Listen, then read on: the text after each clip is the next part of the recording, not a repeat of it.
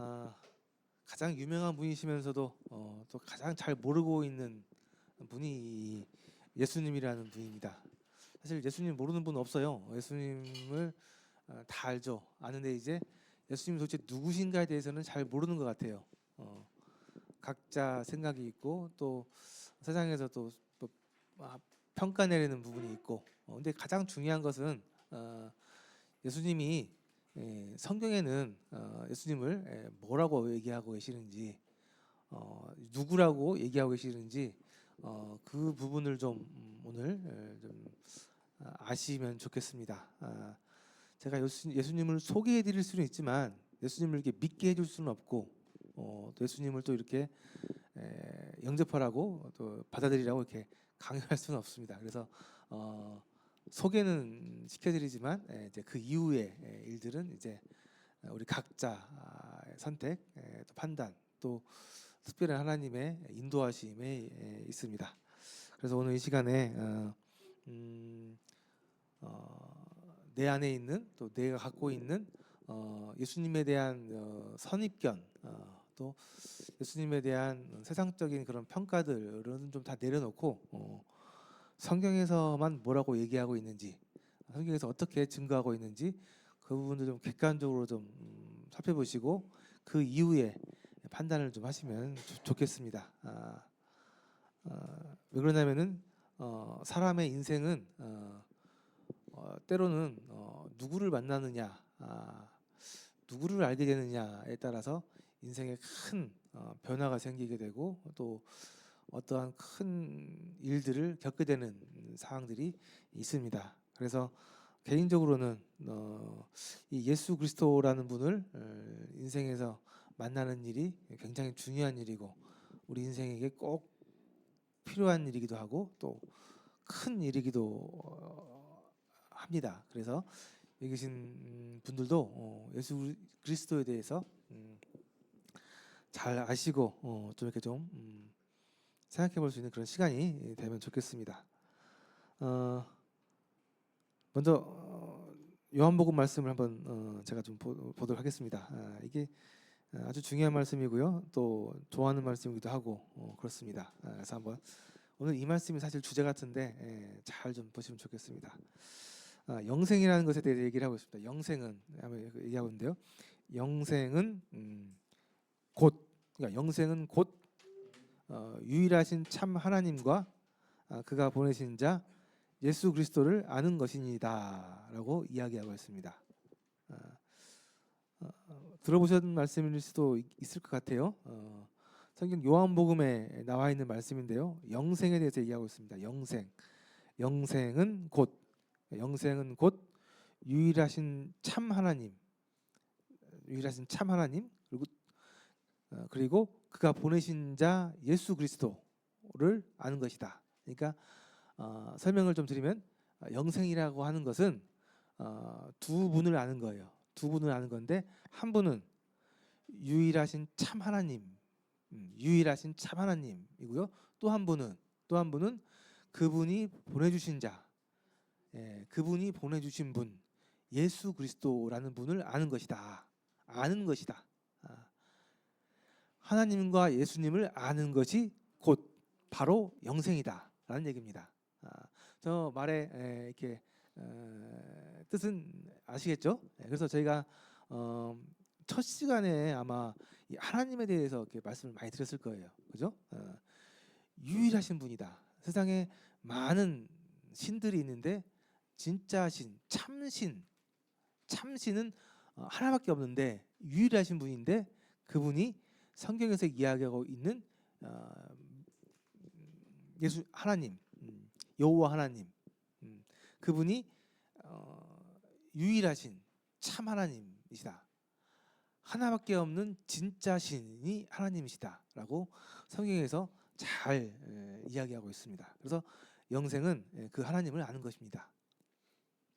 그 하나님이 유일하신 진짜 신이라는 것을 아시는 거예요.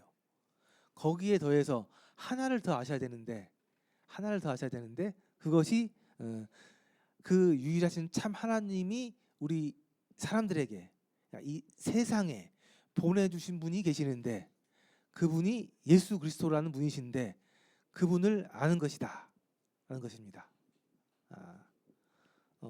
어렵지는 않죠. 예, 영생이 그렇게 어려운 건 아닙니다. 근데 이게 참 어려울 수도 있습니다.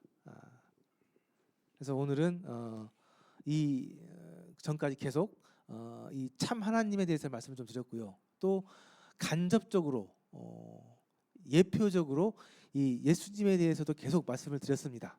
그래서 오늘은 그 예수님을 좀 직접적으로 성경에서 어떻게 소개하고 있는지 그 부분을 좀 나눠보도록 하겠습니다. 자, 여기 보면 이제 결국 영생이라는 것은 아는 거예요. 아는 것, 아는 것.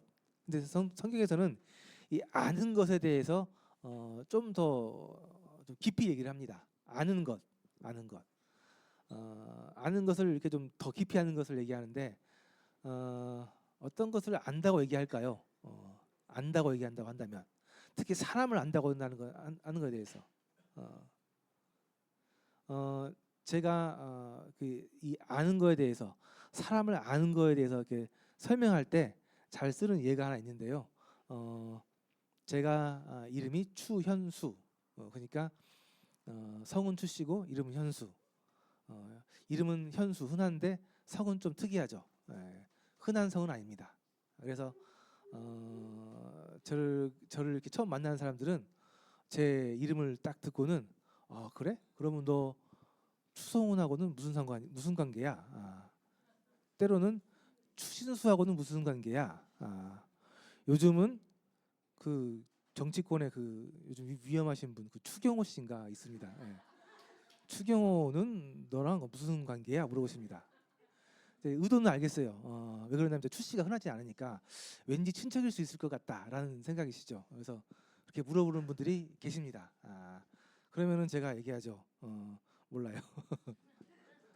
그분이 운동선수고 뭐 정치인이고 뭐 그렇게 하는데 몰라요. 제가 어떻게 합니까? 만나본 적이 없는데 몰라요. 근데 알아요. 그죠? 그분이 정치인이고 어떻게 생겼고 무슨 일을 하는 사람인지 알잖아요. 알죠? 그래서 이 아는 거에는 깊이가 좀 있습니다.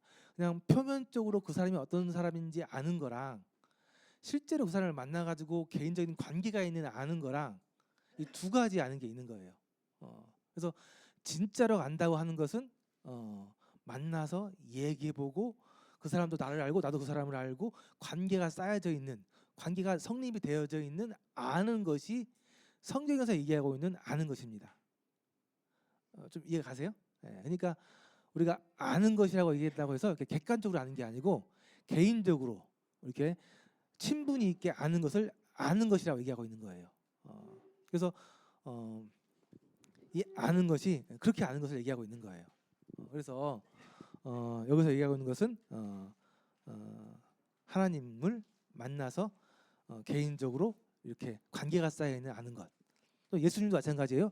예수님을 만나서 예수님과 개인적으로 관계가 쌓여져 있는 것.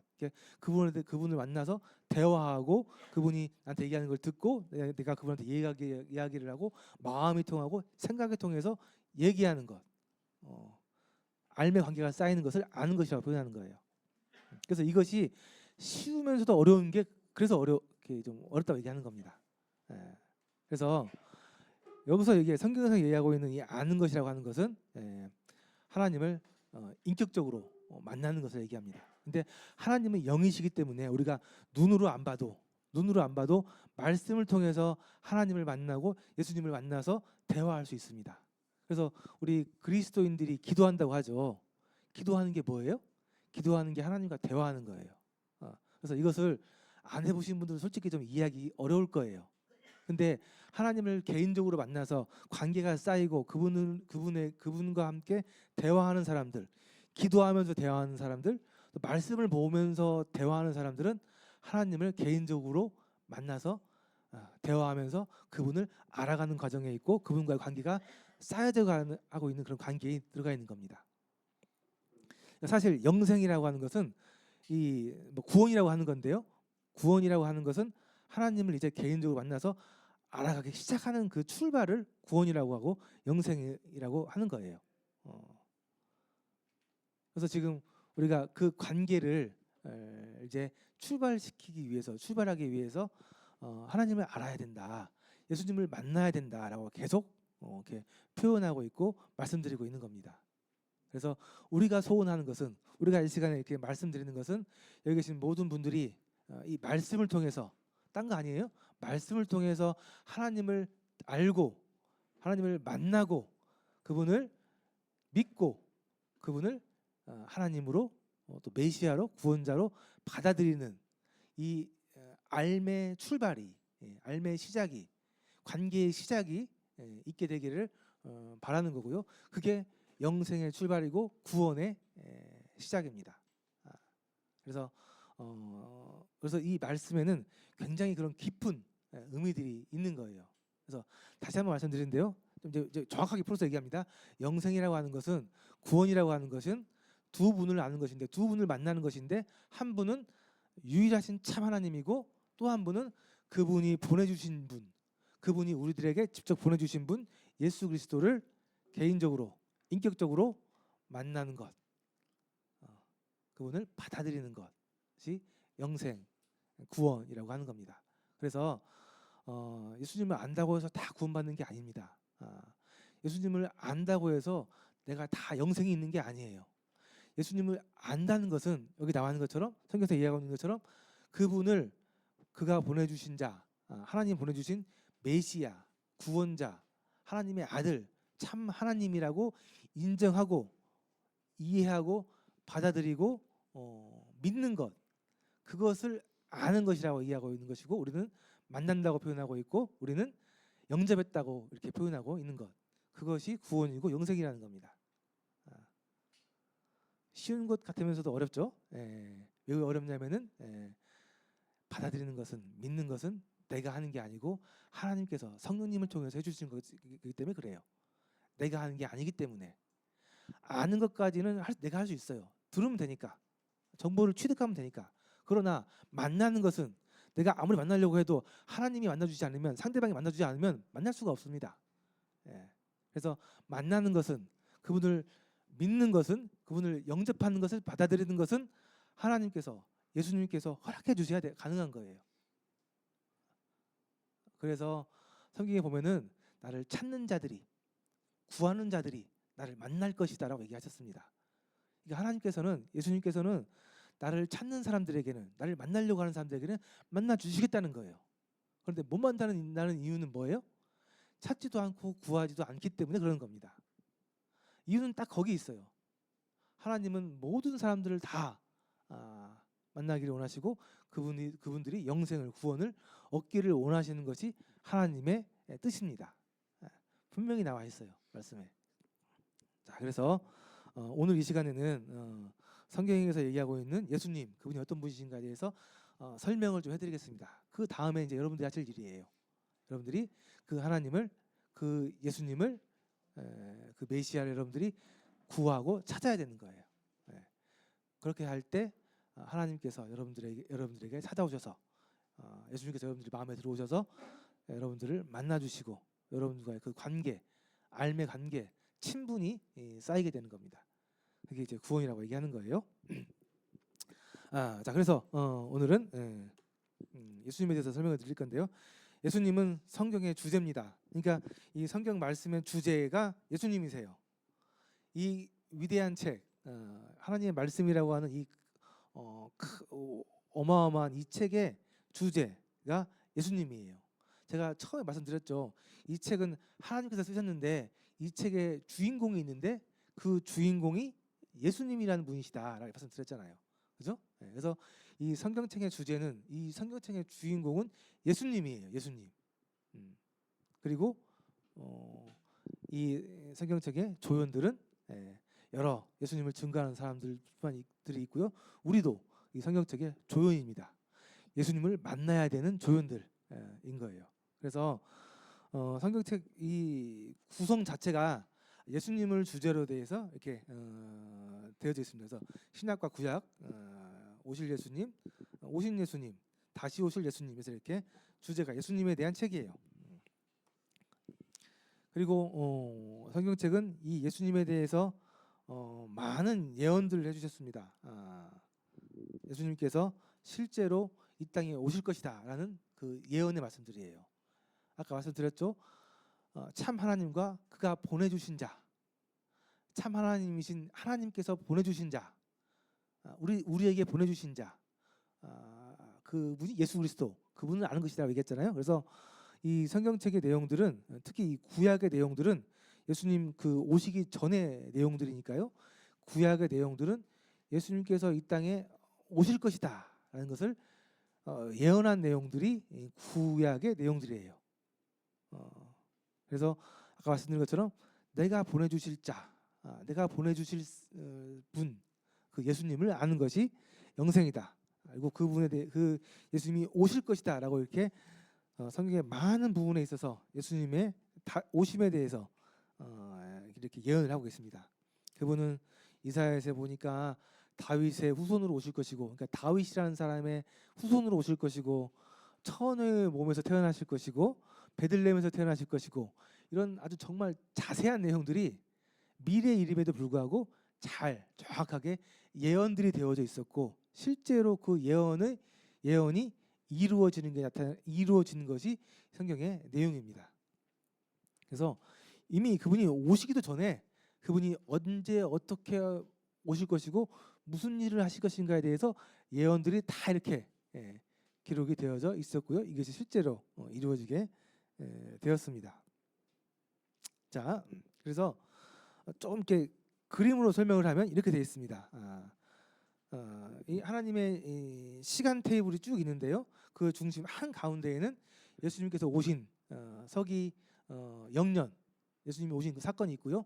그 전에는 예수님이 오실 것이라는 것에 대해서 쭉 예언이 있으셨고요. 실제로 예수님이 오셨고요. 그다음에 예수님 오신 이후에 다시 오신다는 약속을 하시고, 그 이후에 예수님에 대해서 증거한 내용들이 쭉 전파되는 내용이 있습니다. 그래서 이게 보면은 그림에 잘 표현이 되어 있는데, 예수님의 오시는 것을 중심으로 해서 이렇게 전과 후로 나눠서 성경책 내용이 구성되어져 있습니다. 그래서 이 성경책은 결국 예수님에 대해서 오실 예수님에 대해서, 오신 예수님에 대해서, 예수님이 하신 일에 대해서 이렇게 잘 표현되어 있는 것이 성경책이다라는 거죠. 자, 그래서 오늘 예수님에 대해서 말씀드릴 건데요. 먼저 좀 예수님이 어떻게 태어나셨는가 좀 말씀을 좀 드려야 할 것 같아요. 누가복음에 보면 보라, 내가 잉태하여 아들을 낳으리니 그 이름을 예수라 해서 예수님의 탄생 이야기는 굉장히 유명한 이야기입니다. 이게 아마 12월 25일만 되면 뭐 연극으로 영화로 이렇게 막 예수님의 탄생에 대한 많은 이야기들이 이렇게 있기 때문에 나오기 때문에 예수님이 어떻게 탄생하셨는가에 대해서는 좀 많이 들어보셨을 것 같아요. 그래서 성경의 말씀을 좀 잘 좀 보시면요. 왜 그러냐면 이제 어떻게 태어나셨는가를 좀 봐야지 예수님이 누구신가에 대해서 좀 얘기를 알 수 있기 때문에 좀 볼 필요가 좀 있습니다. 자, 마태복음에 보면은요. 예수 그리스도의 나심은 이러하니라 하면서요. 그의 어머니 마리아가 요셉과 약혼하고 동거하기 전에 성령으로 잉태된 것이 나타났으니, 여기 보시면은 마리아라는 여자와 요셉이라는 남자가 약혼을 했습니다. 약혼했는데요. 동거하지는 않았어요. 그렇기 때문에 아직 임신할 수 없는 상황입니다. 그럼에도 불구하고 성령으로 잉태됐다고 표현되고 있습니다. 이스라엘에서는 약혼을 먼저 하고요. 그다음에 약 1년 정도 결혼을 준비하는 기간이 있습니다. 그리고 그 기간이 지나서 실제로 혼인을 하게 되고 이제 이렇게 동거하게 됩니다. 근데 여기 나와 있는 것처럼 마리아하고 요셉은 약혼을 했지만 아직 동거하기 전이었어요. 근데 이 마리아가 잉태를 한 거예요. 그러니까 임신을 한 거죠. 그래서 여기 보니까 말씀에는 이것이 성령으로 잉태되었다라고 이야기하고 있습니다. 잘 생각해 보세요. 예수님은 요셉의 아들이 아닙니다. 그렇죠? 요셉의 아들이 아니에요. 아직 동거하기 전에 임신했기 때문에. 그래서 여기 나와 있는 것처럼 성령으로 잉태되어졌다라고 표현되고 있는 것이 이분은 하나님의 아들이기 때문에 그렇습니다. 그래서 원래는 이렇게 되면은 이스라엘의 문화에서는 이 마리아는 돌로 쳐가지고 죽어야 돼요. 결혼하기 전에 이게 가늠한 것처럼 보이잖아요. 그래서 죽어야 되는데 하나님께서 이 요셉에게 나타나셔가지고 이 것에 대해서 잘 얘기하셨습니다. 그의 남편 요셉은 의로운 사람이라 그를 드러내지 아니하고 가만히 끊고자 하여 이를 생각할 때 주의 사자가 현명하여 이르되 다윗의 자손 요셉아 내 아내 마리아 데려오기를 무서워하지 말아라. 그에게 잉태된 자는 성령으로 된 것이다. 설명하고요. 아들을 낳으리니 이름을 예수라 해라. 이는 그가 자기 백성을 그들의 죄에서 구원할 자이십니다. 아니라. 그래서 이제 이 요셉은 이 마리아가 임신했다는 소식을 듣게 되고 마음이 아팠지만 그냥 조용히 끝내려고 했습니다. 조용히 이 결혼을 파혼하려고 했는데 하나님께서 천사를 보내셔가지고 이 요셉에게 말씀해 주셨는데요. 마리아랑 결혼하는 것을 무서워하지 말아라. 왜 그러냐면 이것은 내가 성령으로 한 것이다. 그러니까 마리아를 데려와서 아이를 낳아라 라는 뜻이죠. 그러면서 아들을 낳을 텐데 이름을 예수라 해라 하면서 예수라는 이 이름의 뜻을 얘기해 주셨는데요. 그 뜻이 그가 자기 백성을 그들의 죄에서 구원할 자라는 뜻입니다. 그러니까 예수님이라는 분이 계셨는데 태어났는데 그분의 이름 뜻 자체가 그 이름이 자기 백성을 자신이 그들의 죄에서 구원한다라는 뜻인 거예요. 그러니까 사람은 이름이 자기의 정체성이잖아요. 하나님께서 예수님에게는 예수님이라는 이름을 주셨는데 그 이름의 뜻은 그가 그들의 백성을 그들의 죄에서 구원한다라는 뜻입니다. 그러니까 예수님은 구원자라는 겁니다. 그래서 예수님이 하실 일은 자신들의 백성, 자기들의 백성을 그들에게 죄가 있는데 그 죄에서 구원하는 자다라는 뜻입니다.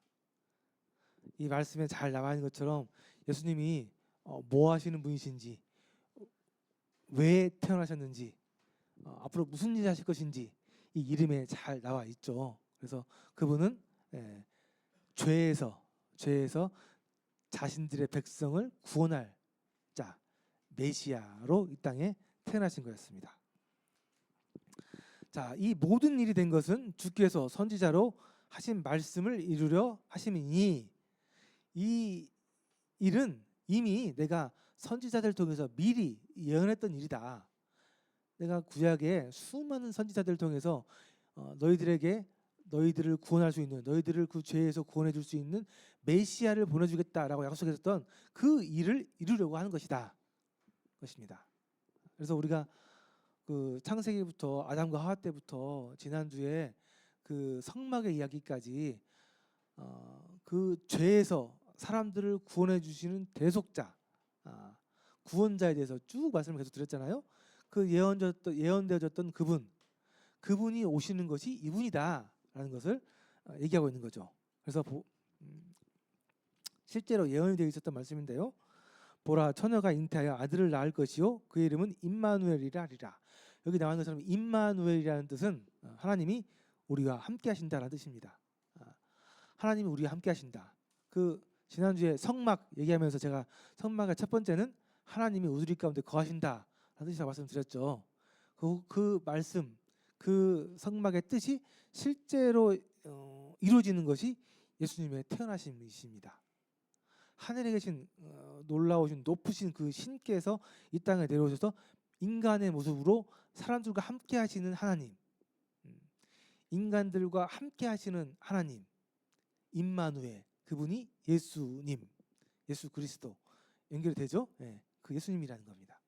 그래서 예수님은 하나님께서 보내주신 우리와 함께하기 위한 하나님, 메시아, 구원자라는 뜻입니다. 임마누엘이라 하리라 하셨으니 이를 번역한즉 하나님이 우리와 함께 계신다라는 뜻이다라는 겁니다. 그래서 실제로 이제 요셉이 잠에서 깨어가지고 이야기를 들었잖아요. 이래서 주의 사자의 분부대로 천사의 명령대로 행해서 그의 아내를 데려와서 마리아를 데려왔으나 그 아들을 낳기까지는 동침하지 아니하더니 나중에 이 아들을 낳음에 그 이름을 예수라 하니라. 그래서 예수님이 이렇게 태어나신 겁니다. 그래서 사실 너무나 우리가 잘 알고 있는 예수님의 태어나신 사건이지만 이 예수님의 태어나신 이 사건은 굉장히 큰 사건이고요, 굉장히 큰 의미가 있는, 굉장한 하나님의 그 약속, 그 말씀들이 이루어지는 굉장히 인류 역사에서 가장 중요한 큰 사건이었습니다. 그래서 예수님은 그런 이유로 이 땅에 태어나셨습니다. 그 이후에 이제 예수님께서 이 땅에 태어나셨는데요. 우리는 그래서 예수님이 어떤 분이신지 알 수 있습니다. 첫 번째는 하나님의 아들, 그다음에 이름에 나온 것처럼 구원자라는 것. 이 두 가지만 좀 크게 생각하시면 좋겠습니다. 예수님은 하나님의 아들, 그러니까 하나님이라는 뜻이에요. 신이라는 뜻입니다. 신이 인간의 모습으로 이 땅에 태어나신 거예요. 성령으로 잉태되어져서. 그래서 예수님은 참 하나님의 아들, 신이시고요. 또 하나 그분은 예수님이라는 뜻으로서 구원자라는 뜻입니다. 자신의 백성들을 그들의 죄에서 구원할 자, 구원자라는 뜻이에요. 그래서 오늘 제가 예수님에 대해서 설명을 드린다고 했는데 이 두 가지입니다. 가장 중요한 거 두 가지. 하나님의 아들, 하나님이시고요. 또 하나는 구원자, 죄에서 구원할 구원자라는 거예요. 자, 우리는 예수님의 태어나는 그 사건의 말씀을 통해서 예수님이 누구신지 살펴봤고요. 나중에 예수님에 대해서 계속 예수님이 어떤 분이신지 말씀에 증거하고 있습니다. 성경에 보면 침례 요한이라는 사람이 있는데요. 이 침례 요한이라는 사람은 예수님의 이 사역을 미리 준비했던 사람입니다. 이 침례 요한이라는 사람이 이 예수님에 대해서 증거한 내용이 있습니다. 예수님께서 이 침례 요한이라는 사람을 통해서 세례를 받았어요. 침례를 받았는데요. 침례 요한의 증거에 보니까 침례 요한이 예수님을 이렇게 세례 줄 때 하늘에서 하나님의 음성이 있었습니다. 이 예수님에 대해서 설명하는 음성이 있었는데 그 음성이 여기 마태복음에 나와 있습니다.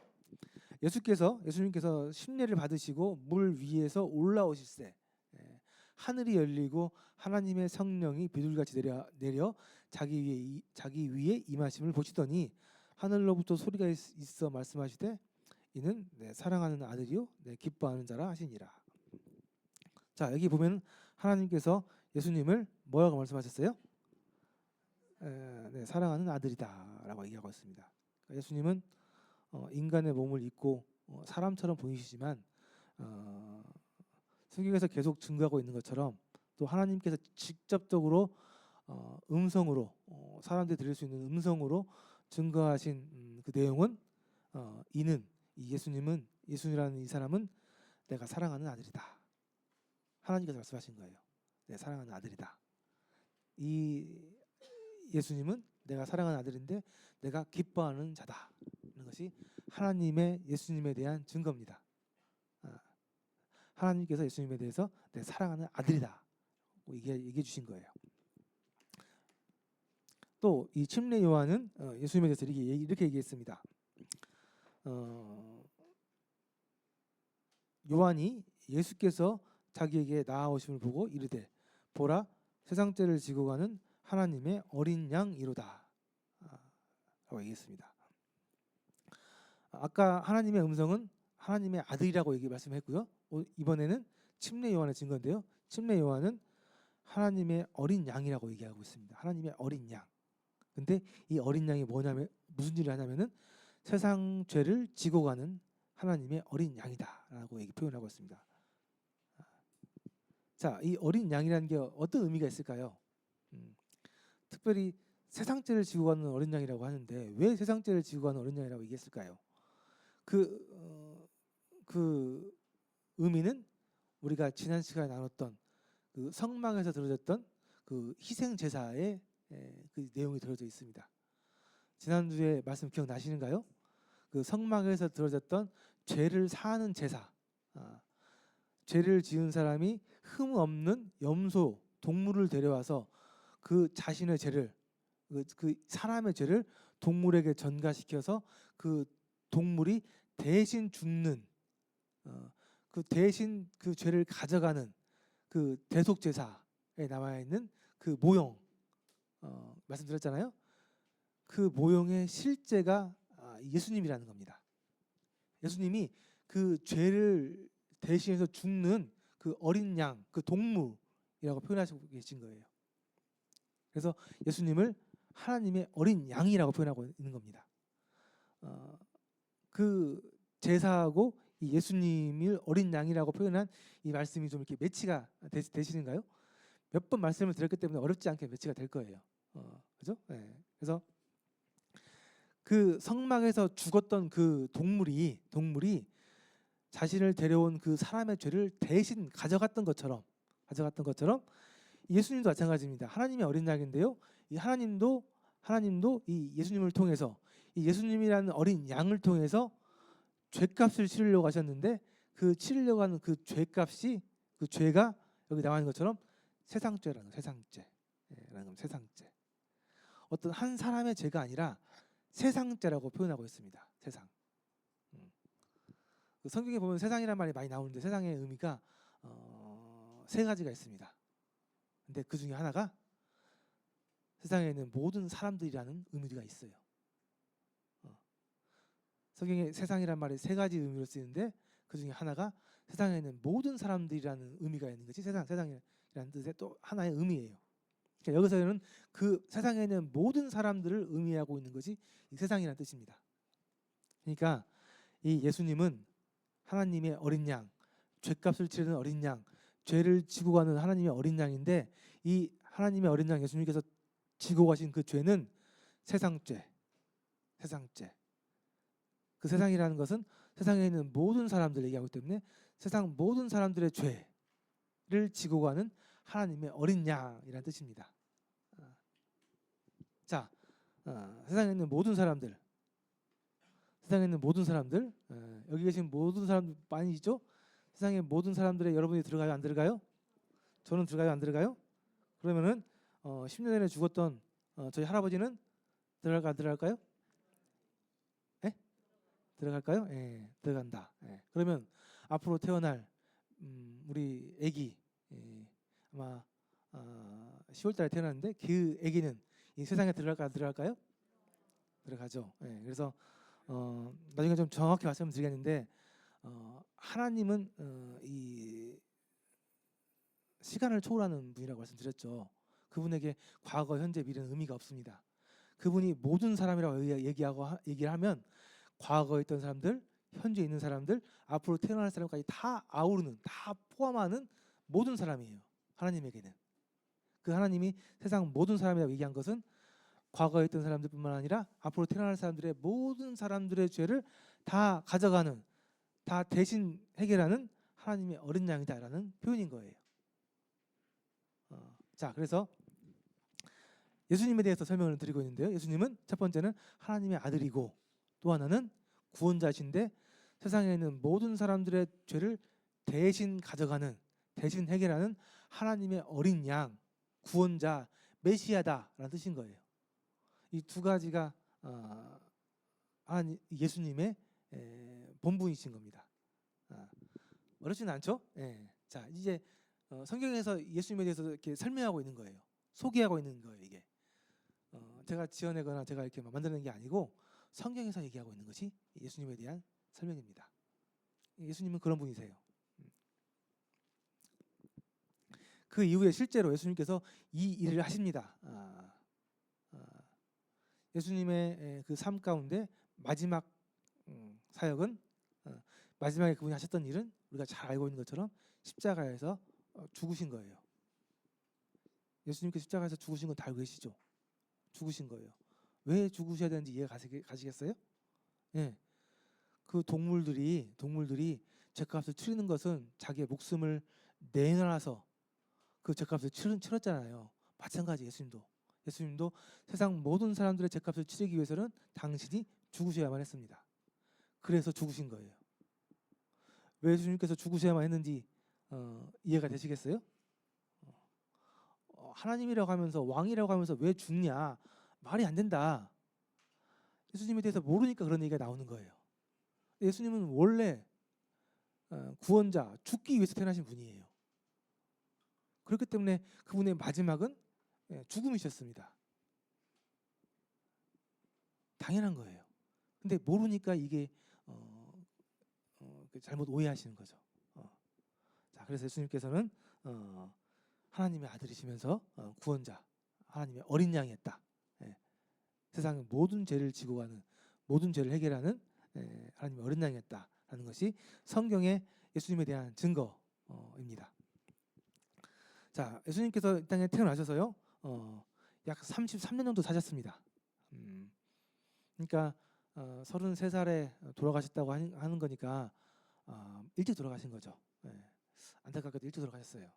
근데 그분이 그 33년 동안에 하나님께서 하라고 하신 일을 다 하셨습니다. 다 하셨어요. 그분이 약 30살까지는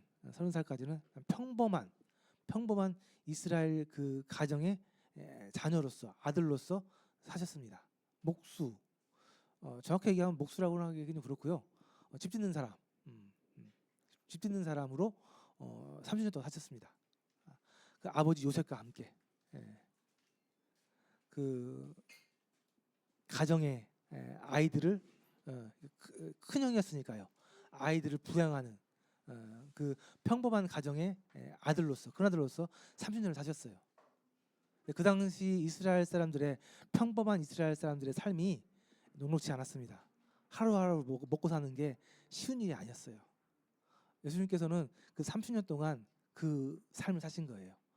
아버지인 요셉과 함께 가족들을 부양하기 위해서 그 건축일, 집 짓는 일을 하신 거예요.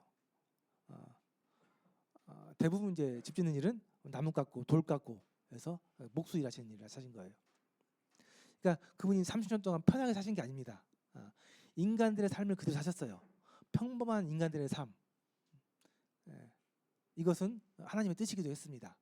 인간들의 삶을 이해하고 같이 경험하는 것이 하나님의 뜻이었어요. 왕의 신분이시면서도 왕의 능력은 전혀 사용하지 않으시고 그 평범한 그 인간들의 삶을 같이 사신 거예요.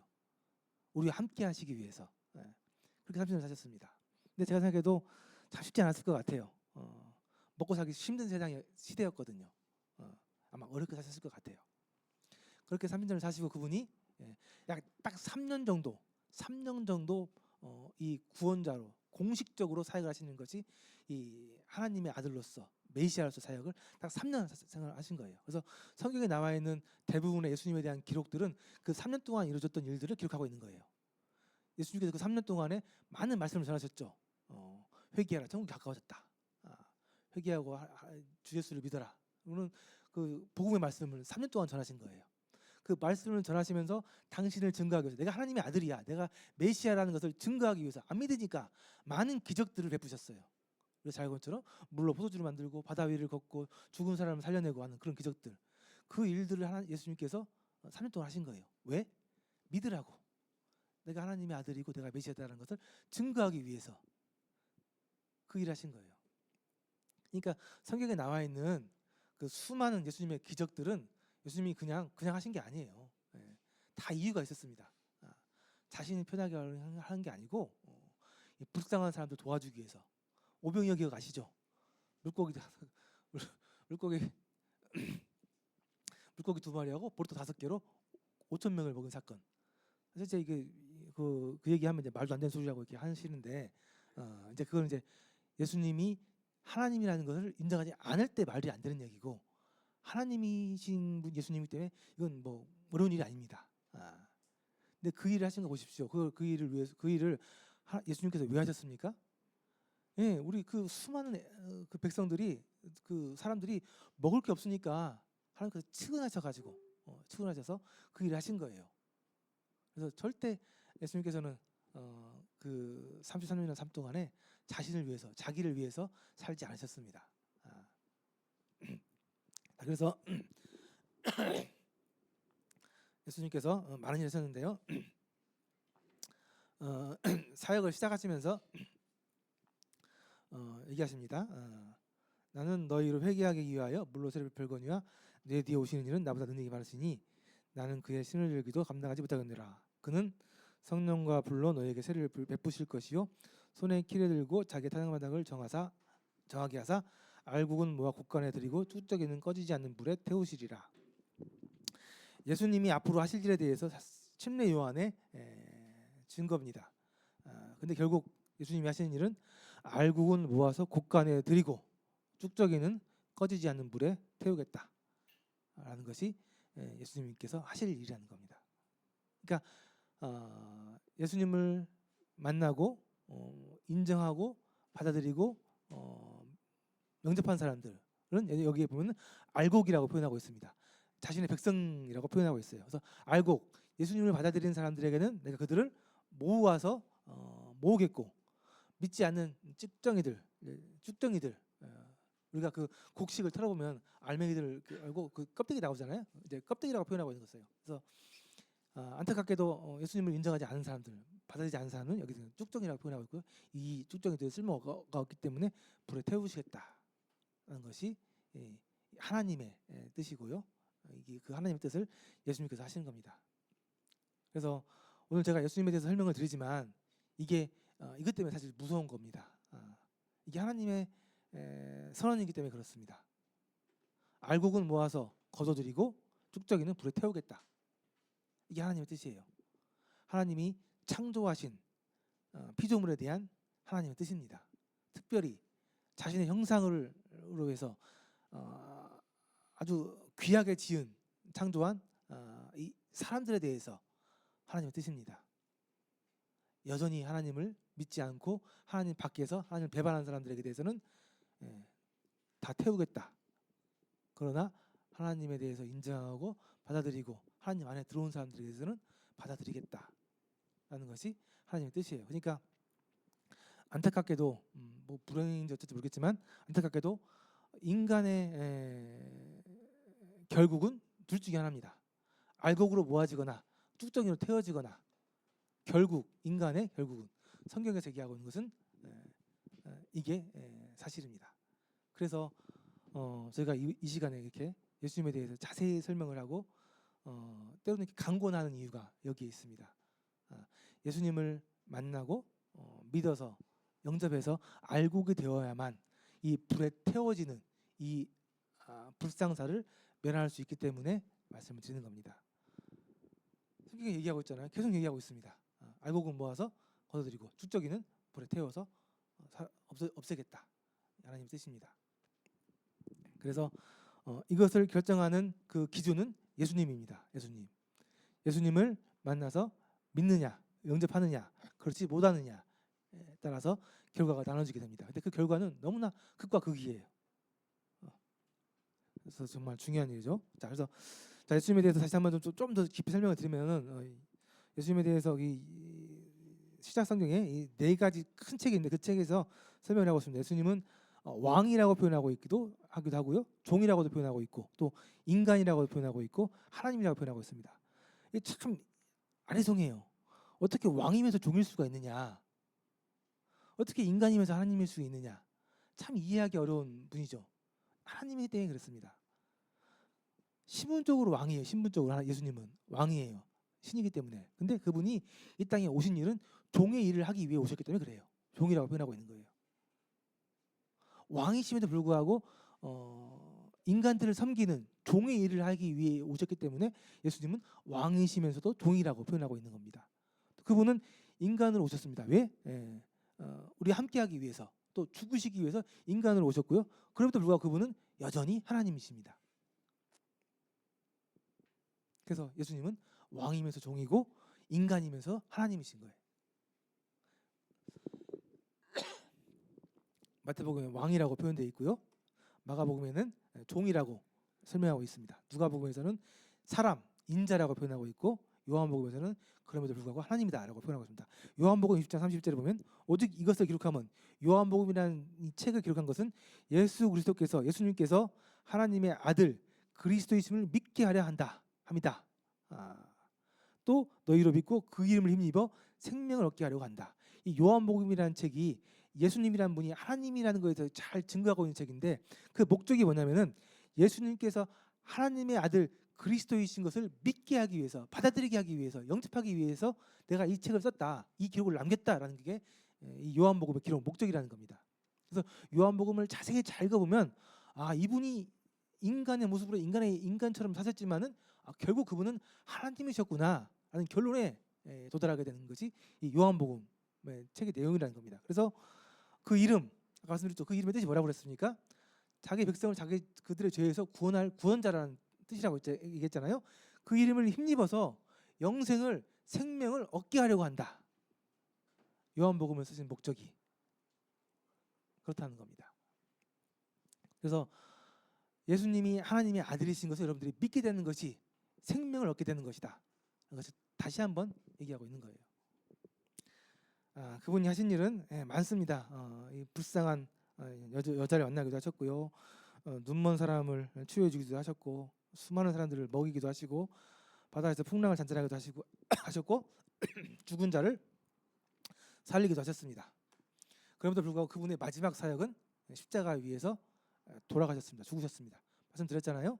그분은 하나님의 어린 양, 세상의 모든 죄를 해결하기 위해서 오셨기 때문에 그분의 마지막 사역은 십자가 위에서 하나님의 어린 양으로서 세상에 있는 모든 사람들의 다 죄를 다 가져가는, 다 해결하는 그 마지막 사역을 십자가 위에서 다 이루시고 죽으신 것이 그분의 마지막 모습이었습니다. 그래서 그분은 십자가 위에서 죽으셔야만 했고, 그분은 그렇게 십자가 위에서 돌아가셨습니다. 근데 이것을 못 믿는 사람들은, 믿지 않는 사람들은 어떻게 하나님의 아들이시면서 하나님이란 사람이 십자가에서 저렇게 비참하게 처절하게 죽느냐, 이해할 수 없다, 받아들일 수 없다. 그분들은 안타깝지만 예수님을 모르는 거고, 예수님을 만나지 못한 거고, 예수님을 영접하지 못한 거죠. 아까 말씀에 나온 것처럼 그런 분들은 찌꺼기, 쭉정이 불에 타서 사라지게 된다라는 것이 하나님의 선언입니다. 자, 그래서 그분은 마지막으로 십자가에서 이렇게 하나님의 어린 양으로서 세상의 모든 사람들의 죄를 가지고 다 해결하시면서 돌아가셨습니다. 근데 여기서 끝나면은 이분은 하나님이 아니시죠. 하나님이 어떻게 죽습니까?